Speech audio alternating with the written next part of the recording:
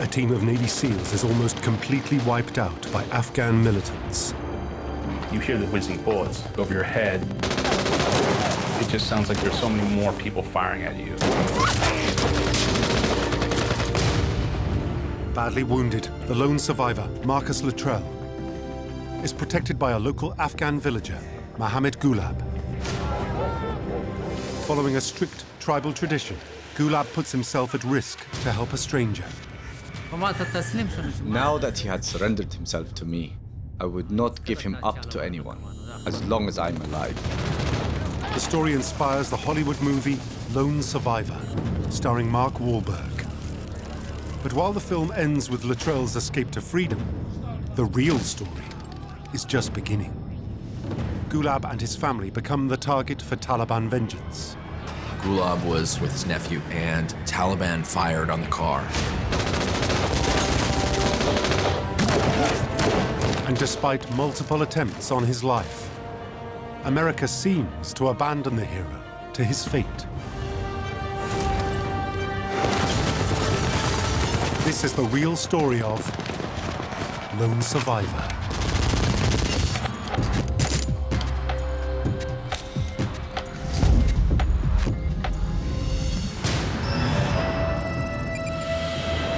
Kunar Province, Afghanistan, 2005. Taliban is a remote village in the middle of a sparsely populated region. This is a stronghold for Islamist insurgents and an American target in the war against terror. Top of the list is Ahmed Shah, a local Islamist militia leader linked to the Taliban. He is the subject of a kill or capture mission. But the operation goes drastically wrong.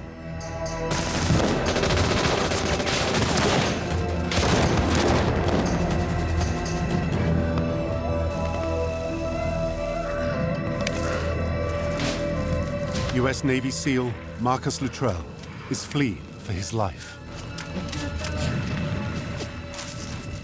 Luttrell, the way he describes it, he sees all his teammates die after this bloody battle, and he survives. And he says he has, more than 10 through and through bullet wounds. Journalist Ross Schneiderman has closely investigated his story. Luttrell says he breaks his back, he breaks his nose, his face is all scratched up, he's been shot, he's got shrapnel in him, and he's hiding from the Taliban, fighting back. By Luttrell's account, he's losing blood and seriously dehydrated. Barely conscious, he somehow drags himself through the forest, keeping just ahead of the enemy.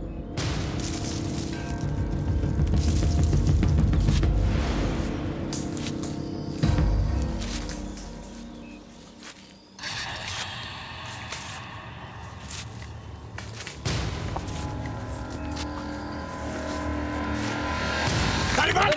Taliban! Taliban! Freeze! Mohammad Gulab is not Taliban.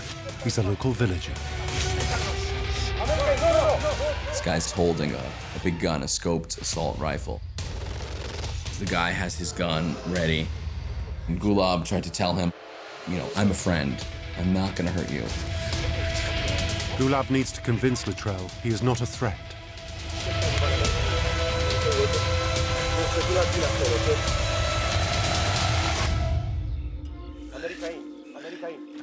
This guy is just a mess, like he's in real trouble.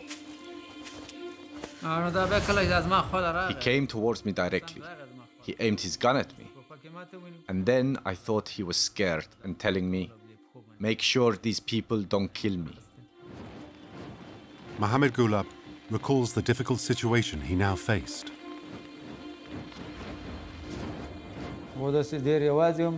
I was all alone there.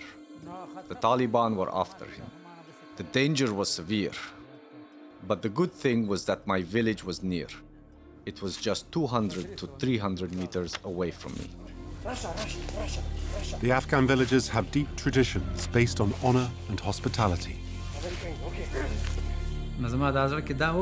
I thought, now that he surrendered himself to me, I won't hand him to anyone.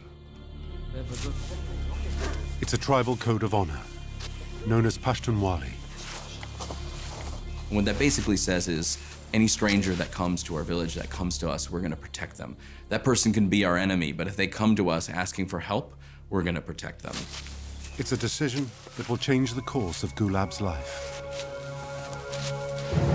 By taking him in, Gulab will make himself and his village a target. The Islamist insurgents are extremely brutal. Taliban enforced a very harsh interpretation of Sharia law onto Afghans, and it involved like cutting hands if you stole something. It involved hanging. It involved stoning. This made people not only despise them but also fear them. So they ruled by fear, and everybody feared the Taliban. Not everyone in the village supports Gulab's decision. They tried to persuade me. They told me, don't jeopardize yourself. Don't jeopardize your family for this American. Give this guy to us, and we will hand him to the Taliban so that you are safe. Luttrell knows that his life hangs in the balance. Luttrell was still pretty nervous about what was going to happen. He doesn't know these people. They don't speak his language.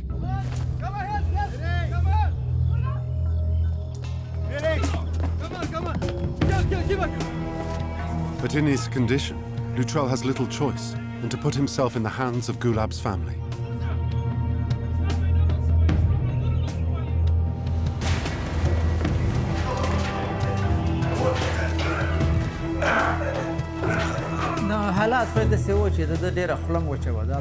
His mouth was dry.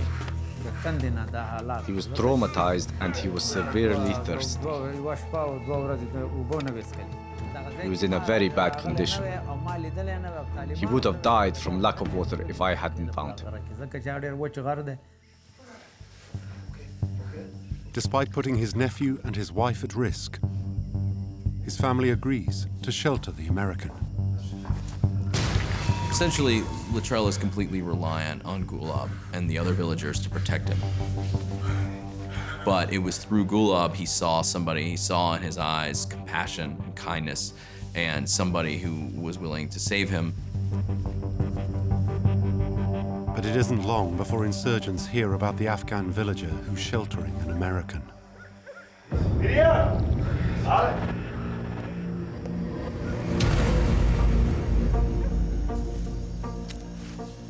As Gulab returns from evening prayer, he spots movement on the mountainside. It seems the insurgents are surrounding the village. I think Gulab was not only brave, but also he took a huge risk. They're scared of the Taliban. Taliban might come and destroy their village or kill them.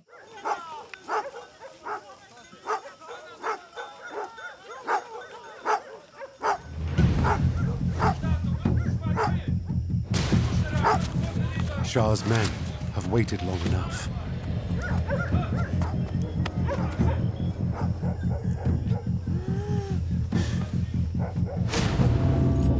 Shah has killed government forces and police. His men will kill to get what they want.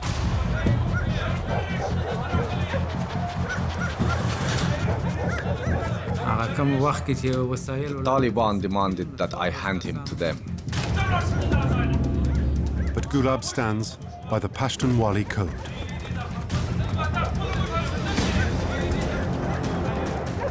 I said, no, I will never hand him to anyone.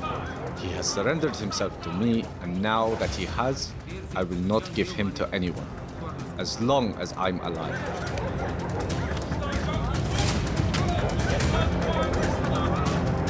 As things get heated, the village elder rallies behind Gulab. The insurgents may have a fierce reputation, but the village elder is still a force to be reckoned with. We here in the West may think, oh, it's the Taliban, they'll just kill everybody, right? But in reality, this militia, they have to win hearts and minds just like the Americans did. They can't just indiscriminately massacre civilians because it might hurt their overall efforts. Local villages form the insurgents' power base. In this delicate balance of power, the elder has a lot of influence. With his backing, the dissident villagers fall in line.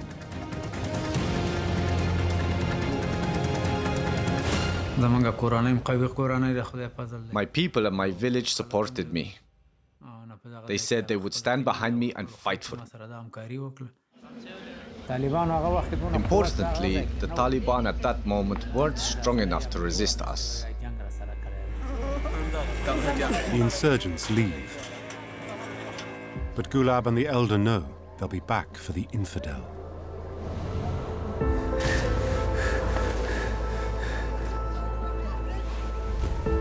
It's essential the village remains united, because when Shah's men return, everyone will be at risk.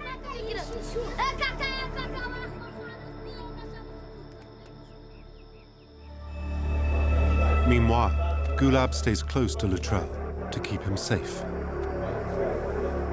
You can see Luttrell's gratefulness for Gulab saving his life, for him taking him into the village. They tried to talk and, even though they didn't speak the same language, somehow communicate about their life. At one point, Marcus had told Gulab that he was married and had kids, and Gulab tried to tell him a little bit more about the village. I think they had a lot of trouble communicating, but over time, what was really communicated was just that they were friends and that they were safe. US, United States, anything at home? Although they share no common language, Luttrell manages to communicate that he needs to alert his superiors to where he is hiding. There's a nearby American base in the city of Asadabad, nearly 40 miles away over the mountains.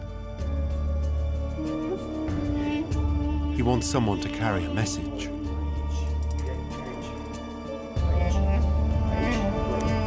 So he wrote a note, a very basic note. It's called Write in the Rain. It's a little green piece of paper that's waterproof. Ed Darak is an author and journalist who's been embedded in this region of Afghanistan and closely studied Luttrell's story. He wrote an American, and he tried to give a rough location of where he was. And he wanted the villagers to take that to Asadabad. It's a dangerous mission. If the message is intercepted, the courier's life would be in danger.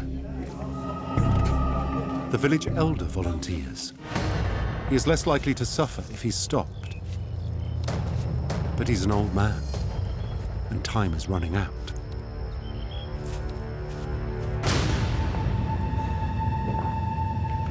By now, the insurgent leader, Ahmed Shah, has heard that the Afghan villagers are sheltering the American infidel. Ahmed Shah was fighting against Americans in the mountains and everywhere. He was determined to get Marcus and exchange him with his men imprisoned by Americans. Luttrell was part of a mission to kill or capture Shah. Now Shah wants revenge. He has killed the rest of Luttrell's team. But a live captive would deliver important leverage and a huge propaganda coup. Ahmad Shah and his men had captured a number of the SEALs' equipment, and immediately they made a video. That really showed the world, hey, look what we got. But if you can get someone, if you can get an actual Navy SEAL, that is tremendous. That would have, skyrocketed him into insurgent infamy.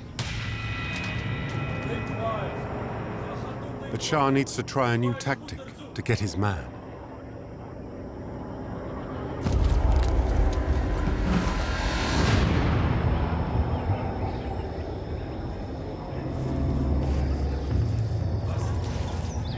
Shah's men meets with Gulab and makes a demand. They say, you need to give us Luttrell back, and we're going to give you some money. We're going to compensate you for handing him over. They know it's a powerful lever. More than half of the Kunar region lives below the poverty line.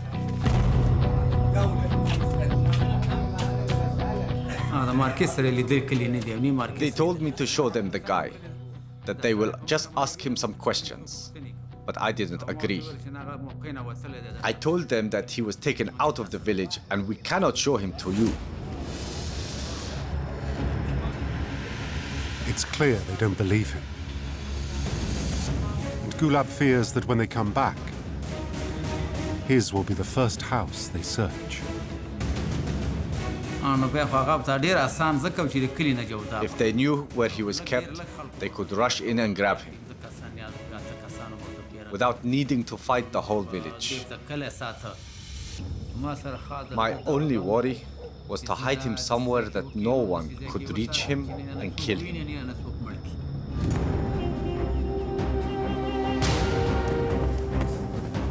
Gulab knows the village is under surveillance, so he waits for darkness before moving Luttrell.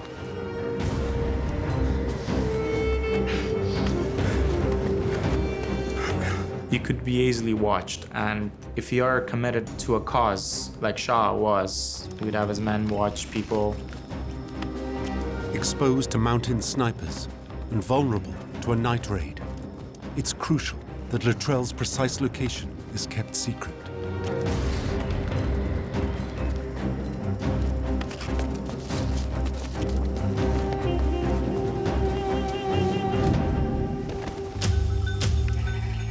But some of the villagers don't think they should risk their lives for an American soldier.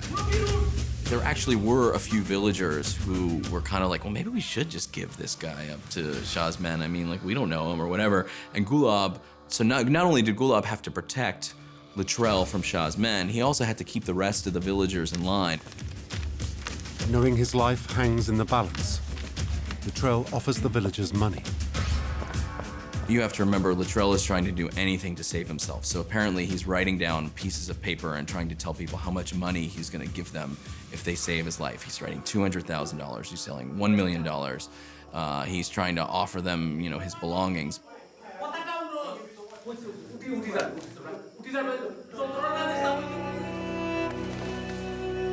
Gulab is disappointed to discover that villagers are taking advantage of their American guest.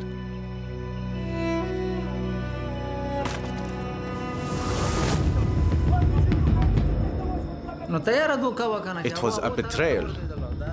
They turned against me. It was deceit. They acted against me and I used all my force. We didn't want people to think that we were interested in his materialistic value. He was our guest and should have been happy. We need not take anything from him. He said, listen, like, we're here to protect him for Pashtunwali. We are not here to protect him for money, and you better listen to me and you better respect my authority. Ahmed Shah steps up the campaign against Gulab. He sends a very clear message.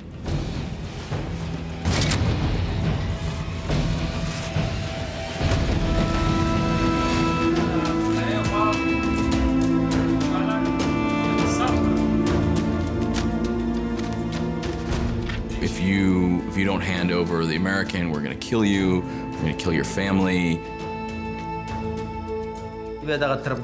But we would not desert him, even if it cost us our lives. They demanded that I hand them the guy. They said, don't sacrifice your life for him.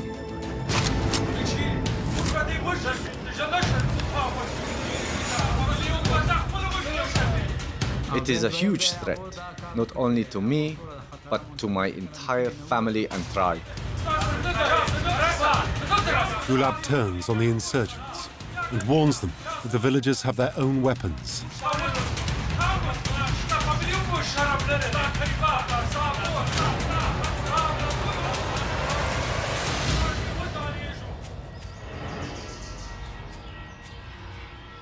But his threat won't stall them for long.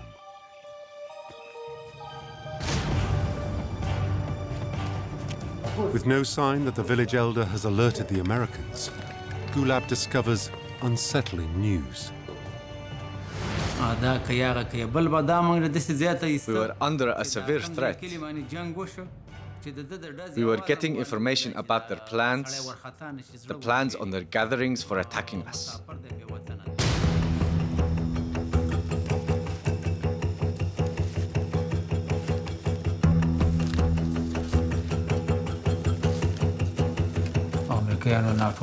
They came different ways through the mountains. They had surrounded the entire area.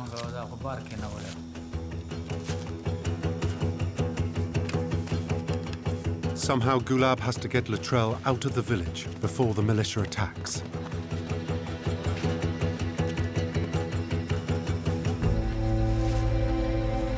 He leads Luttrell to a clearing, the most likely landing spot for a rescue helicopter. Then Luttrell's memoir describes a heart-pounding encounter. At least this is the way he tells in his book. He sees Ahmed Shah in the distance and looming over them as if to say, you know, we're going to attack. You better watch out. The villager and the American are exposed in a landscape teeming with insurgents. They don't know exactly how many men are out there, but all they know is that these guys killed 3 Navy SEALs. They seem to have a lot of firepower. They're really angry at the villagers. They really want this American, and they seem determined to do anything they can to get it.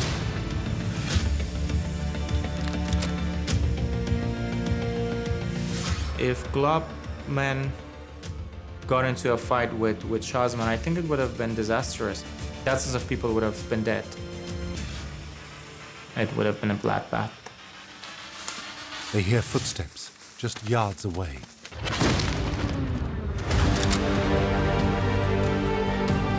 But it's Luttrell's rescue team. I'm Luttrell!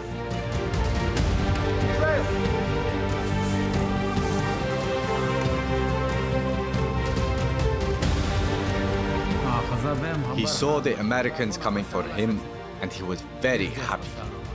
He was so pleased when we handed him over to them. His freedom is imminent. Luttrell and Gulab felt tremendous relief that this was all going to be over. But everyone in the valley can hear the helicopter.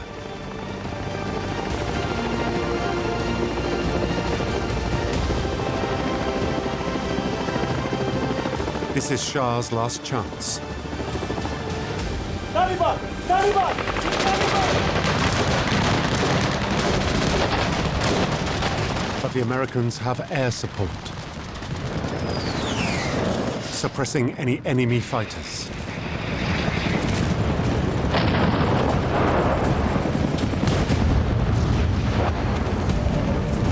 The Americans take their chance. When the chopper departed, then I took a deep breath of relief and joy.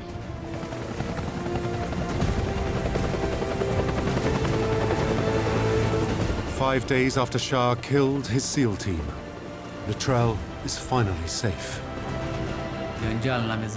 I was very happy that I protected our honor and our Pashtunwali principle. And he was handed to them safe and sound. Here, with Luttrell's rescue, Hollywood's film concluded its story. But for Gulab, the real story is just beginning.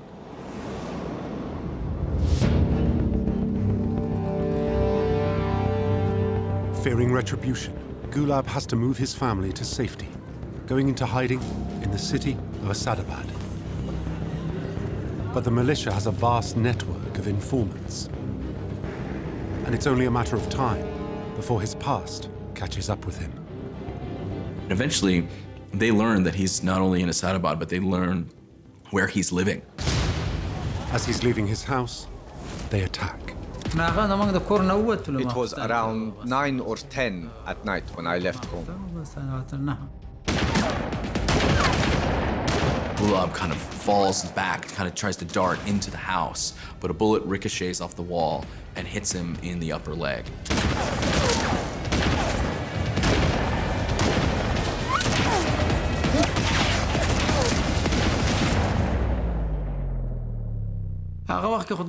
I never thought that something like that is going to happen, that the situation will be so bad and my life will be in jeopardy. Miraculously, he survives, but it's a near miss. It's clear that the Afghan villager needs help. Gulab had continuously tried to reach out to Luttrell since they had parted through his contacts in Asadabad. A call is arranged with a translator and Luttrell, who is now back in the US. When Gulab tells Luttrell what has happened, the Navy SEAL is horrified. He'll raise money to help Gulab. But Gulab's family will only ever be safe if he can get them to America. Luttrell said, hey, you should come, move to the United States, we can see what we can do. But Gulab is determined Islamist terrorists won't force him out of his home country. And at least he knows he has support. He now has somebody who could come and potentially rescue him, who could return the favor for saving his life so many years before. In 2012, the Taliban make another attempt on Gulab's life. But this time, Gulab is not alone.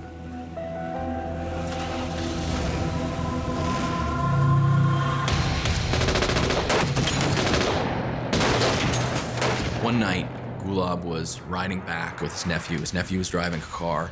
Gulab was in the passenger seat, and Taliban fired on the car.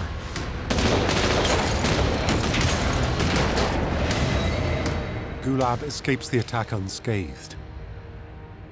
But his nephew is not so lucky. A bullet pierces his nephew's skull and kills him, and Gulab is absolutely devastated. Up until this point, the threat had always existed, but nobody had been killed. And Gulab felt a certain sense of responsibility. The nephew was targeted because the real target was Gulab.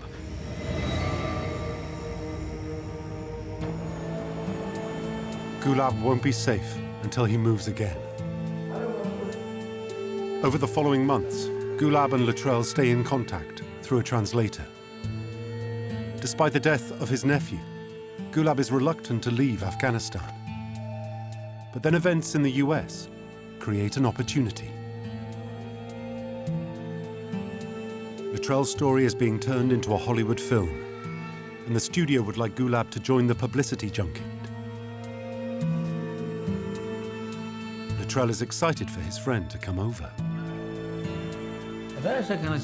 He kept asking me to come.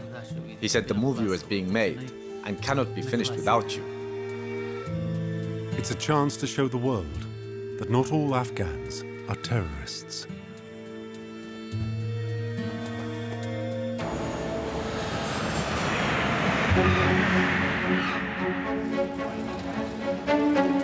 Gulab arrives to a Hollywood media storm. As Gulab is having this great time, he's also talking to Luttrell about his future. And Luttrell is saying, hey, listen, again, you should get a green card. You should come over here.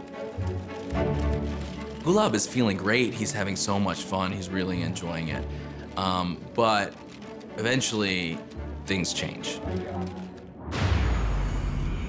Things take a turn for the worse, as Gulab discovers the movie doesn't depict events as he recalls them.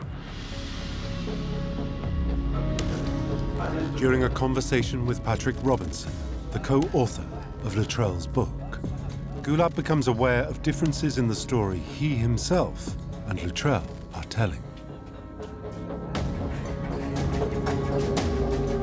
He hadn't really heard the details, and so as Robinson is asking him this stuff, he's starting to dispute it, he says. Gulab's account differs from Luttrell's in various ways, but in a couple critical ones. The first one involves the issue of the goat herders. In the book and the film, It seems the Navy SEALs are betrayed by local goat herders who give up the SEALs' position to the militants. The way Gulab tells it, it wasn't that the goat herders told Shah's men where the SEALs were. Gulab believes the presence of the SEALs was common knowledge throughout the region.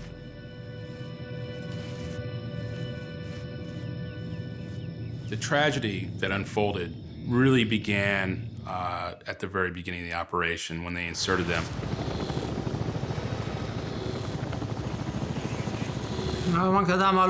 Everyone knew that a helicopter had landed in the night.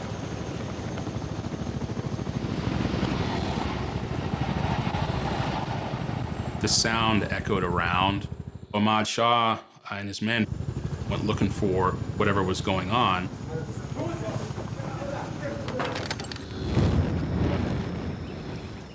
And they followed the footprints, and they found where they were, and they saw them. They made an ambush.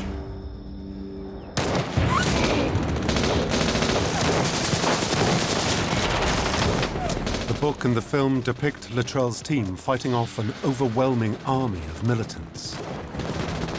In Luttrell's book, he says that he and his fellow SEALs killed, dozens of Taliban who were just pouring down the mountain, coming after him. Luttrell estimates it eventually to be about 80 to 200, and an hours-long battle ensues.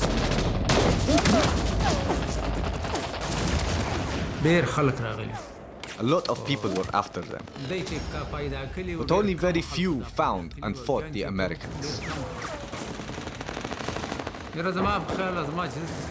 I think there were 30 or 35 or maybe 40 Taliban in the whole area, of which only 14 fought the SEALs.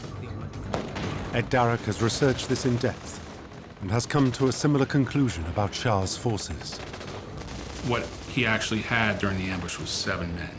And that comes from 2 videos that were shot by him, verified to be him, that were captured by U.S. intelligence. But if Darroch and Gulab are correct, in the heat of battle, the discrepancies may be easily explained. You would think you'd be attacked by many more people because it's just, particularly when you're attacked with a machine gun and rocket-propelled grenades, it just sounds like there's so many more people firing at you. The SEALs are unbelievable, skilled fighters, but you're completely surrounded by a slightly larger force with more firepower. Doesn't matter how badass you are, unfortunately, you're a sitting duck.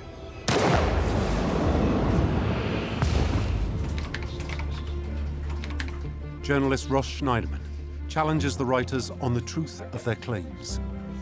Their lawyers mount a forceful defense. Luttrell's lawyer said that everything in the book that Luttrell and Patrick Robinson wrote was true.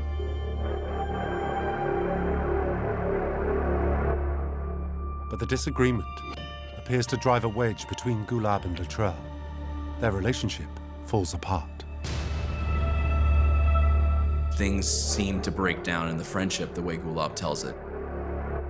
The way Gulab sees it is, towards the end of this trip, after all the promotion of the movie had started, that Luttrell basically didn't talk to him for a month. And Gulab's really upset. Gulab says the rift becomes irreparable.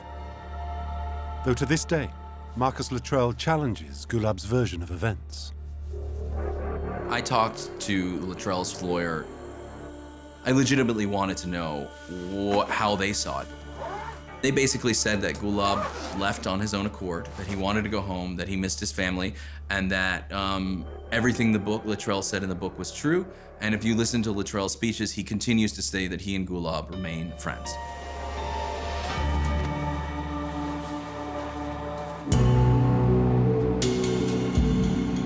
Whatever the truth, when Gulab returns to Afghanistan, he discovers that the publicity has put him firmly back in the Taliban's crosshairs.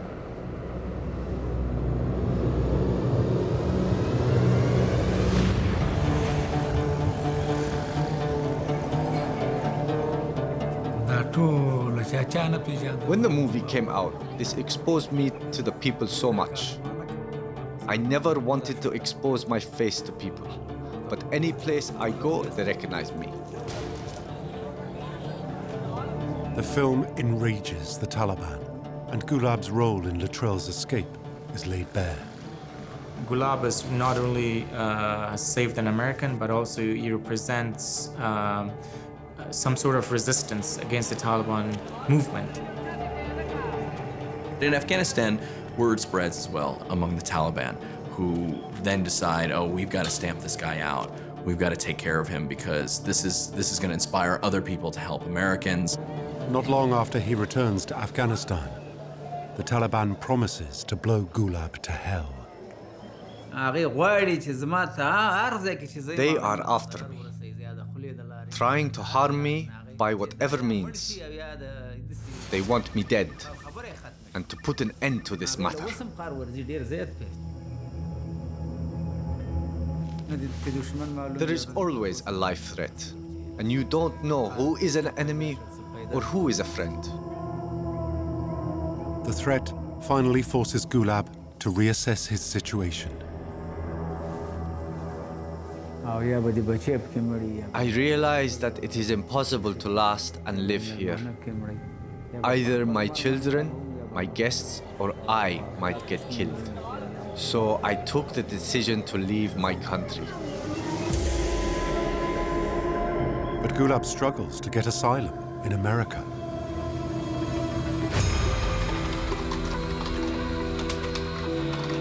When journalist Ross Schneiderman's team hear about Gulab's latest situation, they want to help. We played a small role, and essentially what happened was we wanted to understand what Gulab's options really were. So we Googled like immigration lawyer, and up came Michael Wilds. Michael Wilds is so moved by Gulab's story, he volunteers to take on his case for free. Here was somebody who stepped out of his own space at great peril to himself and his family to do something heroic, and was caught in a political, bureaucratic red tape. And it was unconscionable to me. The well-connected lawyer pulls out all the tricks to try to get Gulab safely into America. There was an exponential gap in our immigration laws, and that safe haven and safety was not being accorded to heroes, and Mohammed deserved it. We left our village and our motherland for the American. We got wounded for him. We lost our dear ones because of him. Wilds uses the media to put pressure on the US government. We leveled the media in a way that would attract greater interest. I find turning the lights on sends everybody to the right corners. The glare of the camera kind of sets everybody straight. And he encourages the US Embassy in Kabul to send a recommendation to settle Gulab in America. But it's a slow process, and the forces against Gulab are gathering. He has already moved house to evade the Taliban, but now the net is closing in.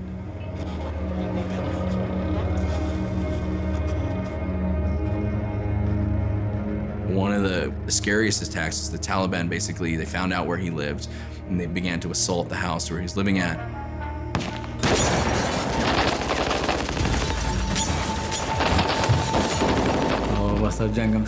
We escaped and started a counterattack. Gulab and his wife race for their lives up to the roof. And they were firing down at the Taliban as the Taliban assaulted their home, and they're firing into the darkness. Gulab has the advantage of higher ground, but the battle continues with no sign of help. Afghan security forces don't have the capacity to go and respond.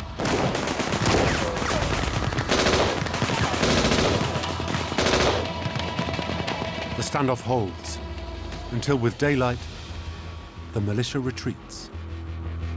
Gulab was alive, only now he felt totally alone. Gulab finally lost hope. I don't think Gulab would ever be saved in Afghanistan.